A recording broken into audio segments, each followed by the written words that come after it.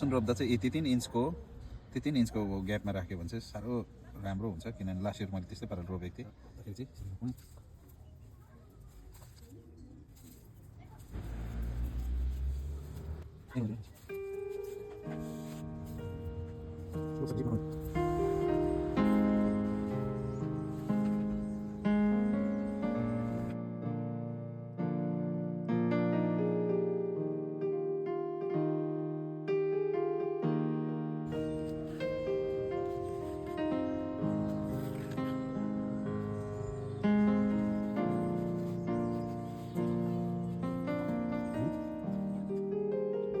यस्तो भएको चाहिँ हेर्नुहोस् मजाले बुरुरुरु पलाएको छ।